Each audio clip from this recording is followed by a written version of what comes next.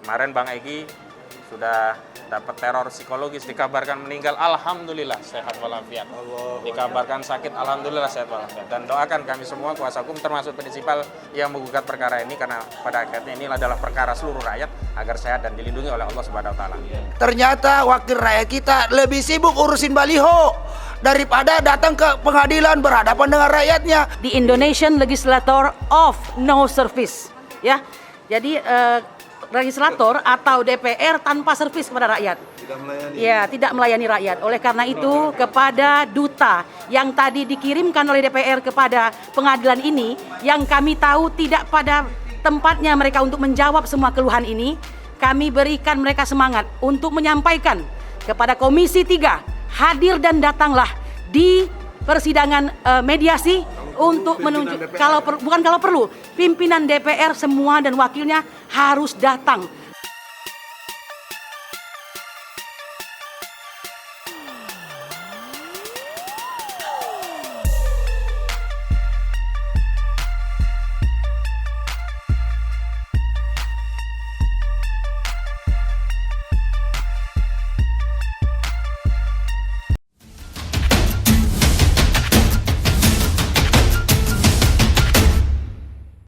A'udzubillahi minasyaitonirrajim.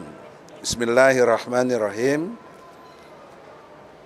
Alhamdulillahirabbil alamin, arrahmanirrahim, maliki yaumiddin. Assalamualaikum warahmatullahi wabarakatuh. Kita biasakan selalu membesarkan Allah di antara semua yang ada. Allahu Akbar. Allahu Akbar. Allahu Akbar. Artinya apa? Presiden, gubernur, menteri, ketua pengadilan, semua diri kita yang besar. Dalam kesempatan sidang sekarang ini dari Pengadilan Negeri Jakarta Pusat, kami perkara 265 ya.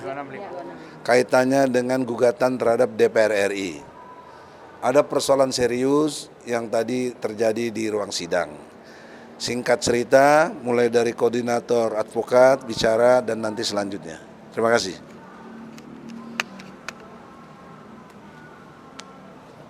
Bismillahirrahmanirrahim. Assalamualaikum warahmatullahi wabarakatuh. Tadi dalam proses mediasi kita selaku penggugat rakyat ini sudah menyampaikan kepada mediator dan juga kepada tergugat DPR RI beberapa hal. Yang pertama terkait kehadiran sesuai dengan Perma tentang mediasi nomor 1 tahun 2014. Kami tetap mengharapkan prinsipal DPR RI tadi, Puan Maharani, kemudian Dasko, kemudian Muhaimin Iskandar, termasuk Rahmat Gobel dan juga yang lainnya agar hadir, karena di dalam proses mediasi itu diharapkan prinsipal hadir sehingga kalaupun ada tawaran-tawaran mediasi akan mampu langsung dieksekusi, karena pihak prinsipal itulah yang punya kepentingan langsung. Kalau kuasanya, apalagi ini kuasa substitusi, karena kuasanya Komisi 3 dan disubstitusikan lagi kepada bagian hukum, sehingga mereka pasti tidak punya kewenangan untuk menawarkan atau mengambil tawaran-tawaran mediasi. Kemudian secara substansi apa sih yang kita tawarkan? Sederhana saja, DPR menjalankan fungsinya, melaksanakan hak interpelasi, hak bertanya, hak angket, sampai juga hak menyatakan pendapat. Kalau ternyata fungsi-fungsi Dewan ini diaktifkan kembali, kemudian DPR RI menyepakati untuk mengagendakan agenda untuk melakukan interpelasi yang dilanjutkan dengan hak menyatakan pendapat terhadap disfungsi eksekutif yang dilakukan oleh Presiden Joko Widodo, yang dalam perkara lain, perkara 266 juga kami gugat, maka sebenarnya kita juga bisa menginsyafi dan mencabut perkara ini, karena tujuan kita hanyalah untuk memfungsikan kembali parlemen.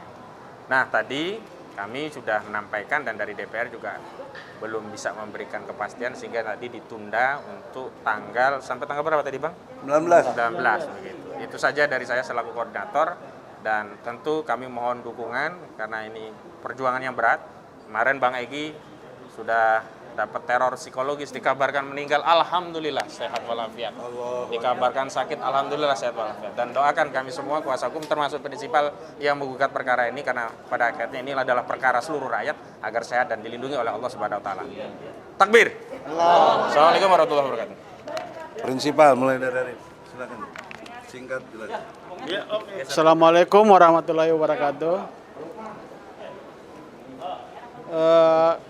Kami prinsipal ini hari merasa kecewa karena harapan kami sesuai janji yang sidang minggu lalu akan membawa tanda tangan basah dari ketua dan prinsipal yang lain, tapi hari ini yang datang cuma kuasa hukum, biro hukum.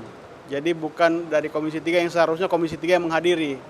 Ya kan? Jadi sidang ditunda untuk sampai tanggal 19 dan janjinya katanya akan menghadirkan. Ya kan? Nah, sekarang DPR fungsikan sebagai DPR, jangan cuma pada saat butuh suara kita dikejar-kejar. Setelah duduk enak, harapan kita tidak didengar, ya tidak tahu diri. Gitu. Jadi harapan kami mudah-mudahan sidang tanggal 19 kami sebagai prinsipal, karena ini bukan cuma di Jakarta, kami butuh PCR. PCR itu sangat mahal, tiket ke sini juga mahal. Jadi mohon Ketua DPR fungsikan dirinya, dengar harapan kami, dengar inspirasi kami. Mungkin dari Makassar. Kami dari Makassar ya, itu PCR 900.000, tiket 750.000, belum lagi surat izin, RT RW, semuanya pakai duit. Ya, setelah kami datang ke sini tidak sesuai dengan harapan kami, jadi kami sangat kecewa. Jadi mana fungsi sebagai anggota DPR ini? Itu dari saya. Assalamualaikum warahmatullahi wabarakatuh. Bismillahirrahmanirrahim. Assalamualaikum warahmatullahi wabarakatuh. Waalaikumsalam. Saya Daeng Wahidin, salah satu prinsipal dari Kerawang. Sebenarnya hari ini saya sangat kecewa dengan DPR RI yang harusnya berani berhadapan dengan rakyatnya sebagai orang-orang yang diwakilinya, namun hari ini tidak bisa hadir di tempat yang terhormat ini, yaitu di pengadilan. Nah, dalam hal ini juga membuktikan bahwa DPR RI, terutama para jajaran ketua dan wakil ketua, adalah barisan-barisan pengecut karena takut berhadapan dengan rakyatnya di pengadilan. Itu yang pertama. Yang kedua adalah bahwa ketua-ketua dan wakil-wakil ketua DPR ini sebagai tokoh masyarakat yang harusnya menjadi suri toladan rakyat Indonesia, hari ini telah memberikan edukasi yang tidak baik kepada rakyat Indonesia karena tidak hadir di pengadilan. Di mana-mana menghimbau sadar hukum, sadar hukum. Anda sendiri tidak taat hukum, datang ke pengadilan aja takut. Itu pendidikan buruk bagi penegakan hukum di Indonesia. Seharusnya Anda sebagai wakil rakyat berani datang berhadapan dengan rakyat. Yang ketiga adalah ternyata wakil rakyat kita lebih sibuk urusin baliho daripada datang ke pengadilan berhadapan dengan rakyatnya yang hari ini menggugat karena sudah kelaparan. Sudah banyak pekerja-pekerja di Indonesia yang menjadi korban PHK, dirumahkan, gajinya dipotong. Belum lagi para pedagang-pedagang kecil yang tokonya sudah tutup karena kurang pembeli, tidak ada modal lagi untuk dipakai. Banyak lagi pengusaha-pengusaha kita UMKM yang berjatuhan, kolaps gara-gara PPKM darurat. Di tengah PPKM level 4 yang diperpanjang ini, malah kemarin Luhut datangkan tenaga kerja asing dari Cina. Ini sama sekali benar-benar sudah melukai perasaan dan hati rakyat Indonesia. Jadi untuk itu dan untuk itu saya minta kepada yudikatif, Anda harus benar-benar menjadi yudikatif yang benar dan adil. Karena disinilah rakyat mencari keadilan. Hukum yang tertinggi itu adalah keadilan. Di mana lagi rakyat akan mencari keadilan? Nah, apabila gugatan kami ini yang sudah banyak bukti-bukti otentik bahwa pemerintahan hari ini berikut dengan DPR RI sudah melanggar konstitusi, jika gugatan kami ini dikalahkan atau ditolak, maka patut diduga bahwa yudikatif, eksekutif, legislatif sudah berkonspirasi tidak menegakkan hukum di negara kesatuan Republik Indonesia dan mengabaikan seluruh kepentingan rakyat Indonesia. Untuk itu, rakyat harus bangkit melawan untuk tegaknya rakyat sebagai pemilik kedaulatan negara kesatuan Republik Indonesia. Demikian dari saya. Assalamualaikum warahmatullahi wabarakatuh. Allahu Akbar. Hidup rakyat, hidup buruh, merdeka. Silakan. Assalamualaikum warahmatullahi wabarakatuh. Saya cuma mengingatkan kepada semua anggota DPR RI. Kalian duduk karena kalian mengemis-ngemis kepada rakyat. Dan setelah kalian duduk dengan cara yang melanggar moral, kalian disumpah di atas Al-Quran. Al-Quran itu sesuatu yang tertinggi di antara yang ada. Nah, kalau kalian mengkhianati Al-Quran dengan sumpahnya, Allah tidak segan-segan akan mencabut nikmat kalian. Itu aja yang bisa saya sampaikan. Dan mudah-mudahan kalian sadar bahwa Al-Quran itu kalamullah yang memiliki arti cukup luas. Dan jangan kalian sia-siakan Al-Quran di atas kepala kalian dianggap itu sebagai lukisan biasa. Ingat, hati-hati, dan rakyat menunggu kehadiran kalian untuk fight di dalam sidang nanti tanggal 19. Kalaupun ada Komisi 3 yang mau hadir, kami tunggu. Mari kita berargumen, fight secara hukum. Walaupun masih dalam proses mediasi. Terima kasih. Wassalamualaikum warahmatullahi wabarakatuh. Lawyer kita. Rakyat dan bangsa Indonesia seluruhnya, kita pernah mendengar kemarin sebuah mahkota diberikan oleh mahasiswa UI ya dan mahasiswa lainnya kepada Presiden Jokowi, yaitu the King of Lip Service. Dengan kondisi sidang pada hari ini ya dan sangat mengecewakan, saya khawatir nanti ada istilah baru ya, the Indonesian Legislator of No Service ya. Jadi legislator atau DPR tanpa servis kepada rakyat. Tidak melayani rakyat. Oleh karena itu, kepada duta yang tadi dikirimkan oleh DPR kepada pengadilan ini, yang kami tahu tidak pada tempatnya mereka untuk menjawab semua keluhan ini, kami berikan mereka semangat untuk menyampaikan kepada Komisi 3, hadir dan datanglah di persidangan mediasi untuk menunjuk, bukan kalau perlu, pimpinan DPR semua dan wakilnya harus datang untuk menjawab semua kepedihan dan kesakitan rakyat hari ini. Ya, Anda pernah mengemis kepada kami, hari ini kami tagih tugas Anda. Saya kira demikian, harap datanglah karena ini adalah rumah rakyat. Demikian ya, terima kasih. Selanjutnya. Ya, bilang Humas. Saya tidak banyak. Saya cuma merakami dan saya mewakili semua prinsipal, mewakili rakyat. Sangat terenyuh ya atas peran DPR RI sekarang ini.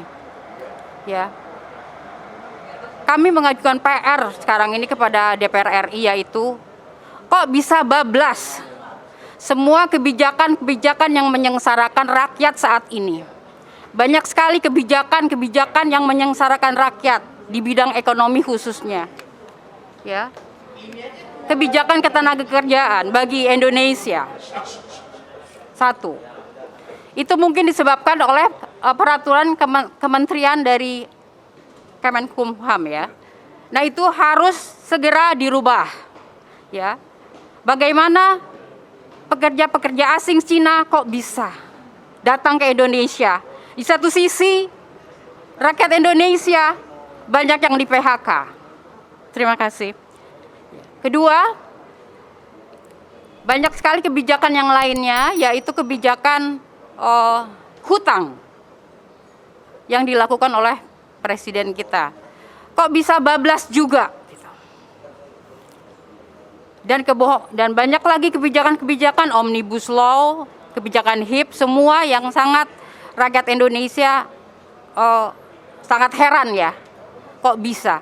Nah, ini mungkin PR bagi DPR RI, kok bisa semua peraturan ini bisa bablas. Ini merupakan tugas dari DPR RI, kami pikir ya. Saya tahu sumbernya adalah yang duduk di DPR RI ini adalah semua adalah partai pro pemerintah. Tugas partai juga penting. Bagaimana bisa mendudukkan anak-anaknya di sana, seperti itu.